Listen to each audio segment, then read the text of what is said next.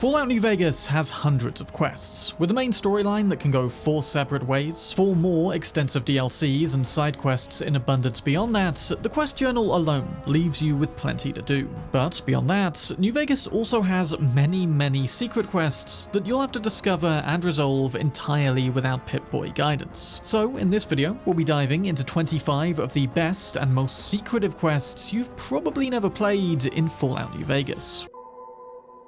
First up, the Vicky and Vance Casino in Prim won't be open for business on our first visit. We'll look at how to amend that in a minute, but first, come down to the central car and take a look at this display case. Meant to be housing the submachine gun of the notorious Vance, the case is now smashed and the gun gone. Having done that, we can mention it to Prim Slim, the Protectron who guards this place, who assures us that the gun is where it should be. At this point, we'll need 50 science to realize that Slim has in fact been hacked, gaining us his block of corrupted memory, which leads to another wannabe bank robber couple who stole the gun and hacked the robot. Sammy and Pauline Wins can then be found in a small building called the Wins Hideout in Westside, found right between the H&H Tools factory and Miguel's pawn shop. Their plan is to use this infamous gun to rob one or all of the casinos on the strip, apparently also somehow dealing with the Securitron enforcement and becoming more legendary than Vicky and Vance. We can of course tell them that the plan is stupid, but they won't listen, and we'll then have to lockpick the very hard safe behind them. Or we can tell them the plan is brilliant, which ironically will cause them to crack under the pressure of the whole thing, giving us the gun and the combination to their safe. 05-23-34. The same day Bonnie and Clyde were shot in real life. With the gun in our possession, we can then return to the Vicky and Vance Casino, but sadly there's no rewards or even a proper means of returning the gun. So instead, we now get to simply roleplay with it as a notorious bank robber. You'll still want to return to the Vicky and Vance Casino, however, to complete this next hidden quest. But first, you'll need to finish the marked quest, My Kind of Town, restoring law and order to Prim by appointing its new sheriff. After that, you'll want to go off and do other stuff for a while, or just wait elsewhere for about 4 days before returning to the casino. At which point, a group of NCR deserter thugs, led by a woman named Layla, will come in and attempt to rob the place. We can talk them out of it, explaining there's a new sheriff in town, bribe them to leave, or remove them with deadly force. With that problem dealt with one way or another, leave and come back in another 4 days, and the casino will be properly reopened and available to gamble in. Something which ties in with another secret quest that we'll come back to later in the video. On your initial jaunt around the Mojave in pursuit of Benny, you'll likely head through the ruins of Boulder City, the place where we can resolve a hostage situation between some Great Khans and NCR. There is, however, another hidden and quite funny interaction in this place, which I find is only reliably available on a first visit. Outside of the town saloon is a memorial commemorating those who died at the first Battle of Hoover Dam. Hopefully, standing in front of it will be a guy named Private Kowalski. Again, if he isn't, then try coming back on an earlier save. He'll explain that his older brother died in this battle, helping to evacuate the wounded. In fact, we can even see Private First Class Donald Kowalski written on the back of here, a beautiful homage to the fallen. Oops. Whoa, whoa! What the fuck are you doing? My brother died at the Battle of Hoover Dam. You're desecrating a war memorial. Sorry, I didn't know what I was doing. Yeah, sure, whatever. I'm done with you. We can also just be a total troll and call him and his brother a little bitch, poking the bear, as it were, or maybe in this case just bear cub. Oh, now it's on! I just love it when developers know what we're probably going to do and make sure to create whole interactions in response to that. To make up for disrespecting the Fallen back there, let's now head to the NCR's main Mojave headquarters in Camp McCarran. There's a ton of quests in this place, both hidden and not, and we'll cover a few in this video, starting in the concourse, where, on a bench, we can speak to Private Christina Morales, recently widowed, sadly, after her husband Esteban Morales was killed by fiends. His body now laid out in front of the Repcon headquarters, surrounded by fiend traps to lure other NCR soldiers. Understandably, they're therefore reluctant to risk more lives in order to retrieve him. If only there were a fearless gunslinger, kitted out in NCR Ranger armor to go and help them. Usefully, the corpse does actually get a map marker, even though the quest itself isn't logged in the journal, and luckily we don't have to lug him all the way back to McCarran. Just a ways down the hill to the northwest, literally towards the Vegas lights, until reaching a checkpoint of sandbags. I don't believe it. Who the hell are you, man? How did you just walk right up and pull him out of there? Fortunately, they'll then take it from here. We just have to return to Christina and explain that we got her husband's body back. Small consolation, I'm sure, but consolation nonetheless. After that, if you want to help out Camp McCarran even more, then head just across the same room to speak to Mess Officer Corporal William Farber, who needs a lot of help upping the quality of the NCR kitchens. Firstly, the food processor is broken. We'll need a lot of specific electrical parts to fix it, or if you're later into the game, just AC repair. A very, very useful skill to level into anyway. After that, the quest will tie in with our expedition to Vault 22 for Thomas Hilden downstairs, over in which we'll be able to find a food additive, sitting on a desk on the food production level. Then, the final part of this pretty extensive hidden quest involves traveling to vendors at the Crimson Caravan Company, Prim, and the Grab and Gulp rest stop, where we can convince each, either with payments or speech checks, to establish food supply lines with the NCR. With all three of those wider objectives completed for Farber, our reward will be a 28% discount on his stock, including water and just very, very basic foods. Like, I mean, it's not totally useless, but then stim packs are generally better and more convenient to take for healing, and food can be found in relative abundance pretty much anywhere we explore. I mean, look, for all the work we did for this quest, it is a terrible reward, but I think the point here is more to illustrate just how weak the NCR is beneath the surface, strengthened purely by numbers that it's evidently struggling to sustain and feed. The last McCarran quest we'll look at in this video can be found by heading out of Concourse and to the western end of this upstairs main area. Speaking to Lieutenant Carrie Boyd with a positive NCR reputation, she'll be having trouble with a captured high-ranking Legion Centurion named Silus, whom she can't get to talk with any conventional methods. And being the bloated, bureaucratic organization that the NCR is, she can't personally resort to any outside-the-book, potentially violent methods to make this Caesar's Legion Centurion talk. But we're not in the NCR. We just have to be mildly friendly with them, at which point we'll be permitted to try out on Silus some tactics of our own. These can range from simply beating him half to death, or actually to death, though that won't make the NCR very happy, convince him that we're a Legion spy been sent to assassinate him, question and deny the existence of the man's honor, or with very low intelligence and speech, just call the man stinky. Alternatively, if we also have positive relations with the Legion, we can assist Silus in staging a plan to escape, sneaking a silenced pistol into his possession, which he then uses to kill a guard before stealing his uniform and just walking out of the base. So plenty of fun ways to do this one, whatever side you're on, and well worth checking out when you're at Camp McCarran.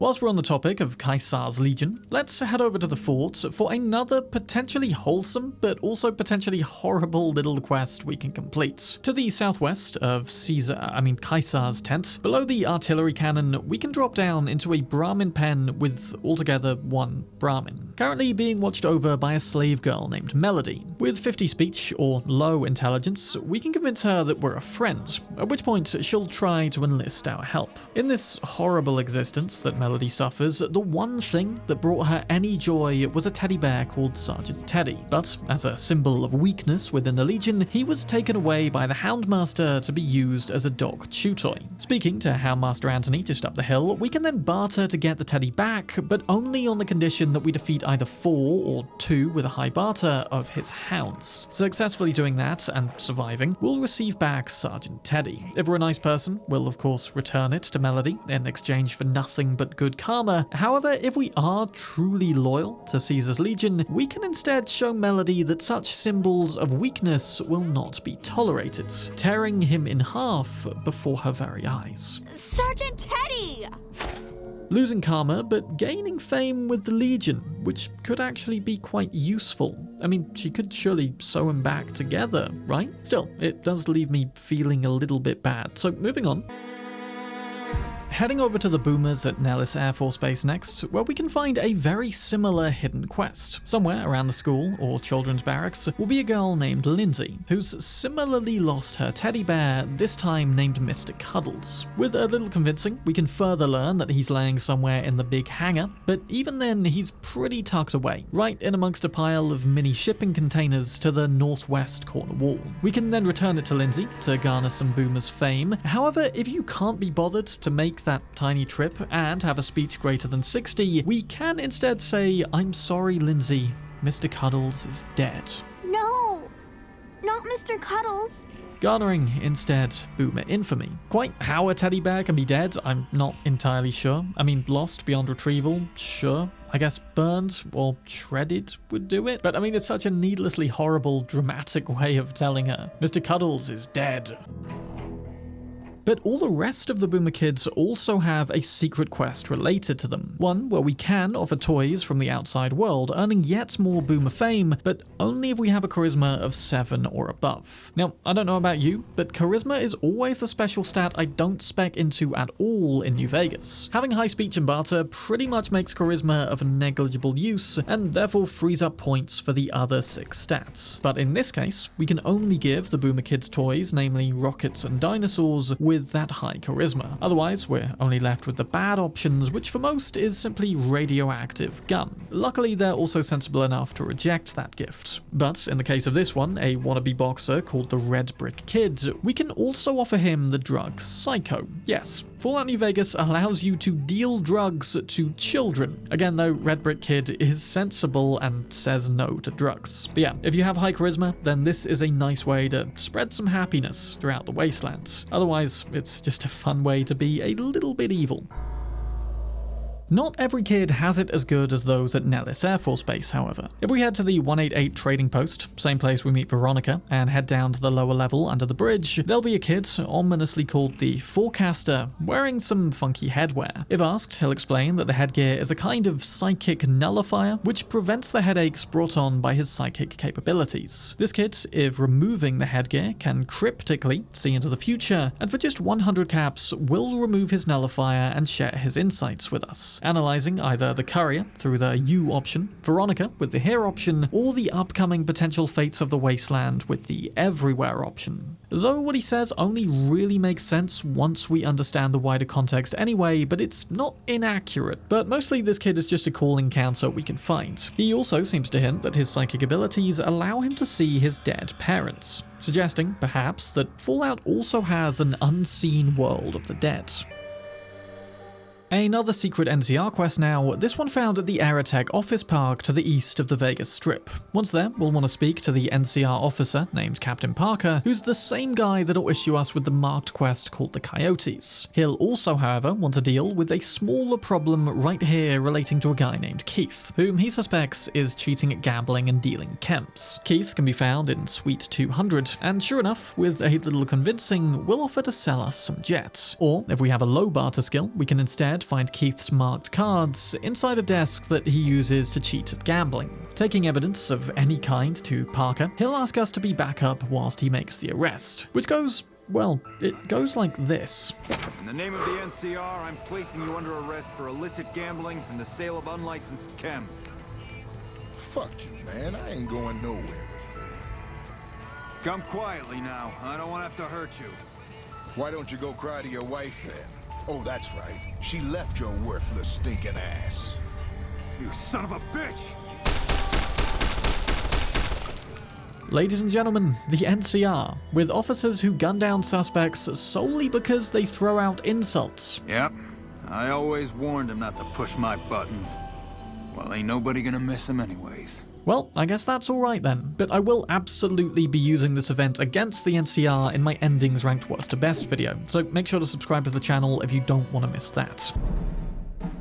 Over to Novak now, where we can find a less morally bankrupt former NCR ranger named Andy, living next to the dinosaur. In fact, if you have Raoul as a follower, you'll want to make sure to come here with him, as speaking to Andy helps advance Raoul's own quest. But anyway, speaking through all of Andy's dialogue, upon exiting the conversation, he'll make a small request, explaining he hasn't heard from the nearby ranger station, Charlie, for a while, and wants us to check in on them for his own peace of mind. Doing so, we'll see that Andy was right to be worried. Inside Inside the station, the NCR soldiers will be lying dead, killed by a raiding force from the Legion. On and under the desk will then be 2 holotapes, one from the NCR just before they were attacked, the other a gloating message from the Legion. Returning these to Andy, informing him of the sad death of his friends, he'll give us 100 caps and teach us an unarmed move called Ranger Takedown to say thank you, granting us the ability to perform a knockdown if we make a power attack whilst moving backwards. Though we could also just learn this earlier by passing a 30 speech check, in which case we'll get a 200 cap reward here instead of 100.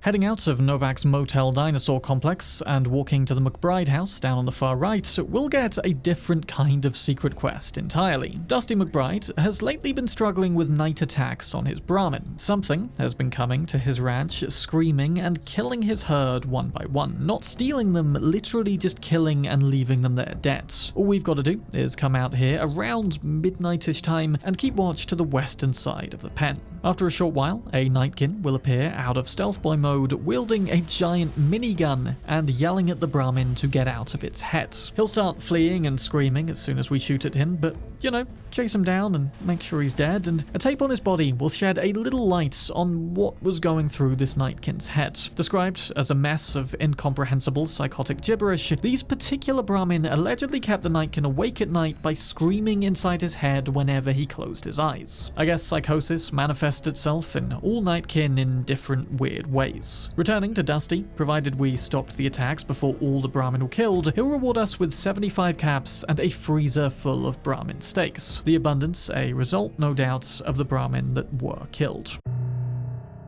That's not the only time we'll be dealing with a Nightkin hanging around a herd, however. At the most northwest point of the map sits Brooks Tumbleweed Ranch, a place no doubt so named due to the clear abundance of tumbleweeds that blow through here. On entering the pen, we'll immediately be forced into dialogue with another appearing Nightkin. You want to buy Wind-Brahmin? Wind-Brahmin? You mean the tumbleweeds? What? Oh, you're crazy, aren't you? Crazy with low prices on Wind-Brahmin. You buy one. How much? All. All of my caps. They are very good Wind-Brahmin. All caps. Okay. Ha ha, stupid human.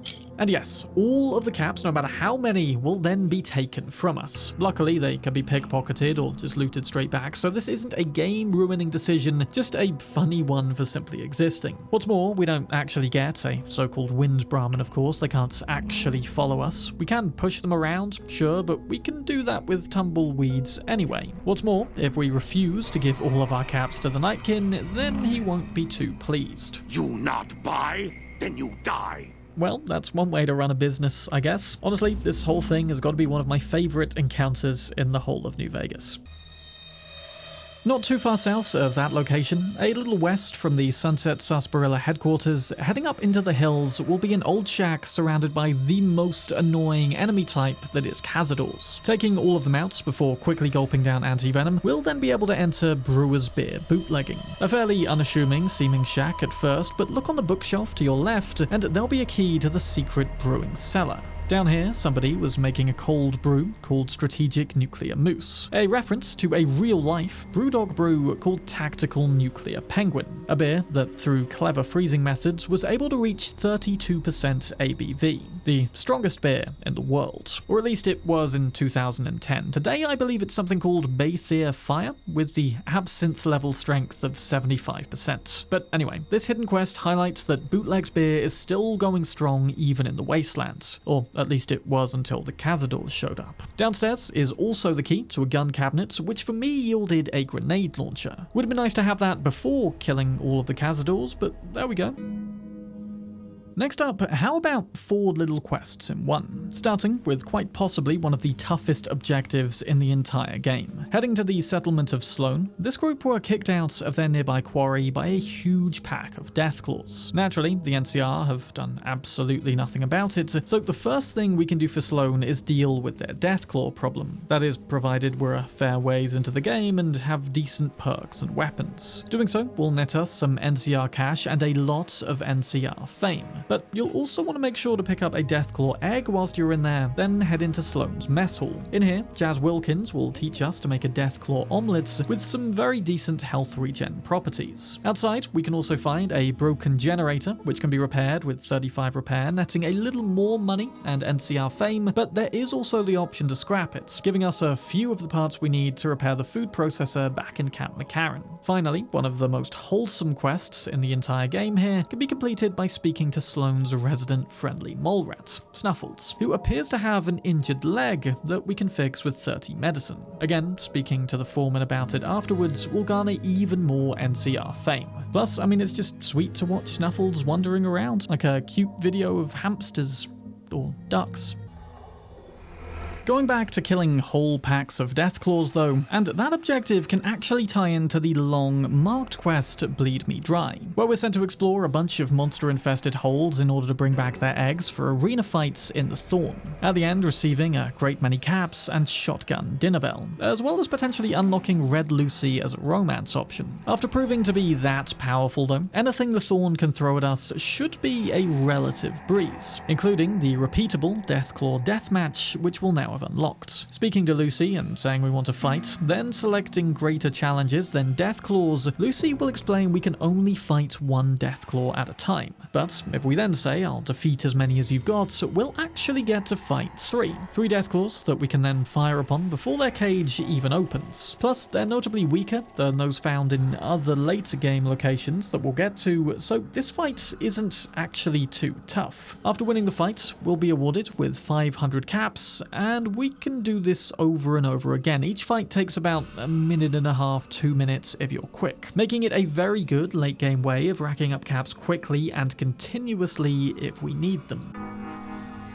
After being permitted entry to the Brotherhood of Steel's bunker in Hidden Valley, head down to the west side of level 1 to find the Brotherhood's shooting range and armory. Speak to Knight Torres at this stall area and ask if we can help with anything, and she'll inform us of a missing laser pistol. These guys are seriously strict on the cataloguing of their equipment, even more so given nothing and no one is ever supposed to leave the bunker, so we can agree to track it down. Speaking to the paladin behind us, he'll reveal that the weapon was last checked out by one Initiate Stanton. He can then be found wandering just outside, and upon asking him about it, he will immediately cave. Turns out him and a girl named Watkins snuck off base recently to find some target practice against nearby scorpions, but when their numbers proved to be overwhelming, Stanton dropped his pistol as they fled. So, as the only person here who can legally go back outside, we'll now have to venture into a valley to the southeast, fight off copious scorpions and rad scorpions to retrieve the pistol from atop a rock. Checking it back in, we'll be able to exchange it for a tri-beam laser rifle to keep, and net a little bit of Brotherhood fame for the whole ordeal. Not only that, but completing this quest, alongside the main Brotherhood quest, Still in the Dark, will also receive a regular restocking supply of energy weapon ammunition, which can be taken from a chest found in the first little top room when we enter the Brotherhood bunker.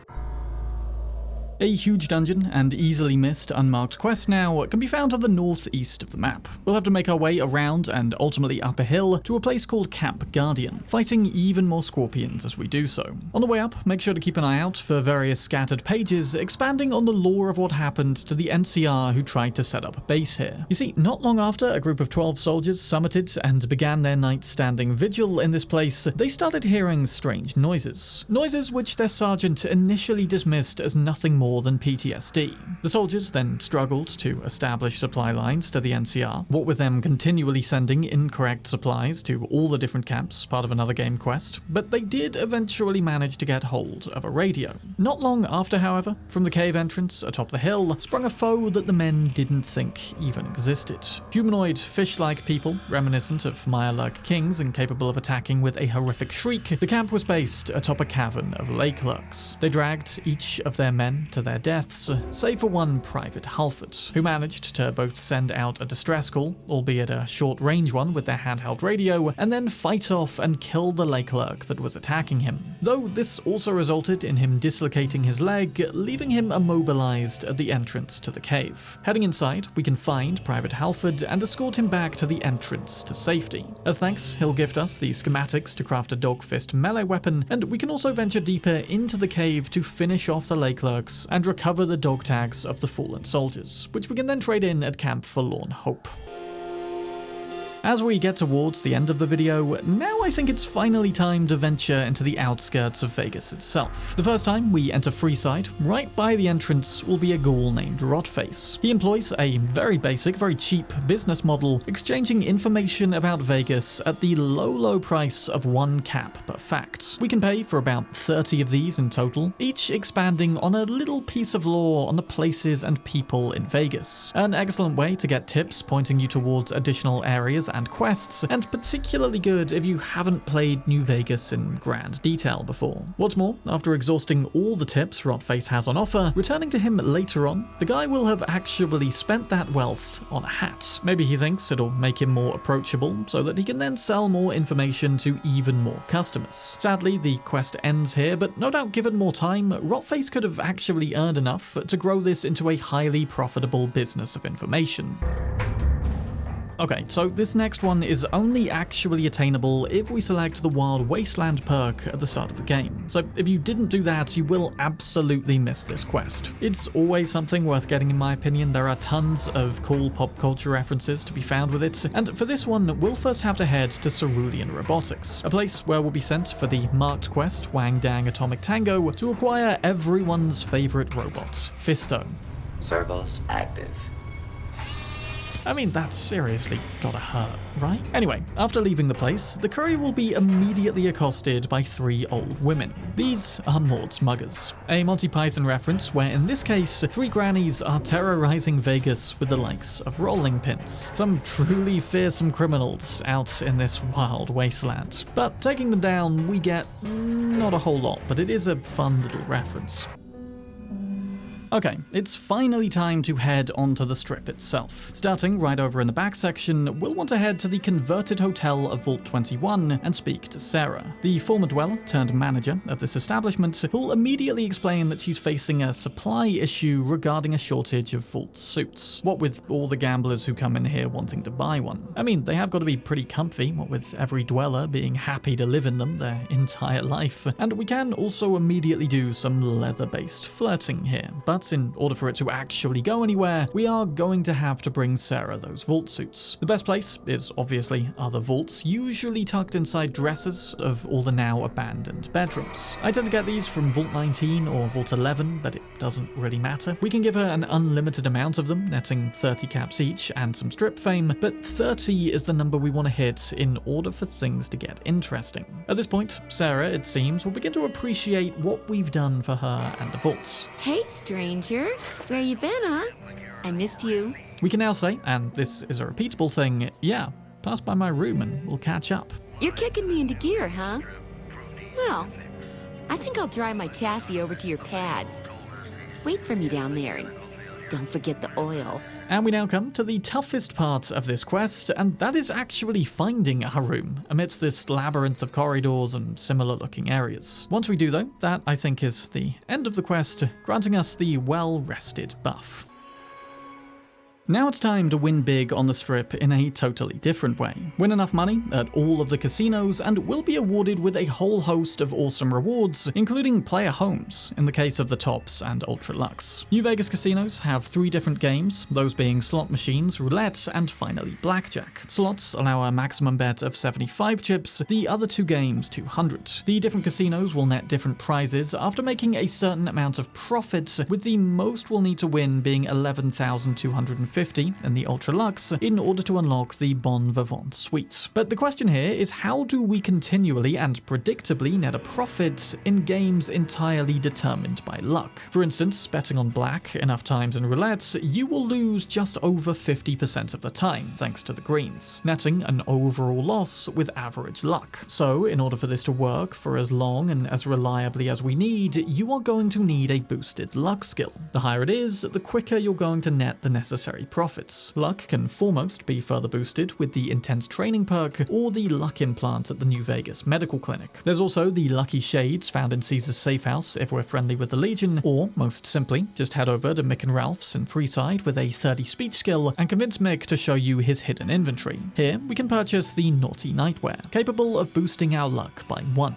Yep, we're clearing out every casino in Vegas in our pajamas. Now, you could wait to hit jackpots on the slot machine or try betting betting on a number in roulette, but the only game here that actually involves any player skill is blackjack, which I found the easiest one to win at on average. You can only net 200 to 400 caps each round, but with 9 luck in the Ultra Lux, it took me just 15 minutes of playing to net 15,000 chips. The aim of blackjack, of course, is to get as close to a score of 21 as possible without going over. So my tactic was always to stay if I got about a 19 or 20, and always double down if I got a 10 or 11. The odds of then getting another card valued at 10 are quite high in that case, and you'd normally get one. Now, in order to actually complete the quest at each casino, you'll have to keep playing and profiting past the top prizes until you actually become banned. Yes, if you make too much money in a casino, they will not allow you to play anymore. I mean, it does kind of ruin their whole business model. So the game has 6 casinos in total for us to get banned from. Vicky and Vance and Prim, which we opened up back at the start of the video, will kick us out for netting just 2,500 chips. The Atomic Wrangler in Freeside will boot us after 5,000, Gamora after 9,000, then the Tops and Ultra Lux after 10 and 15,000 respectively. Those two will, however, give us suites to live in before doing that. Finally, during Dead Money, after turning the power back on in the Sierra Madre, we can also play in and be banned from there as well, after netting an additional 10,000 chips. Just make sure to do that one before completing the DLC, as that can't be returned to afterwards.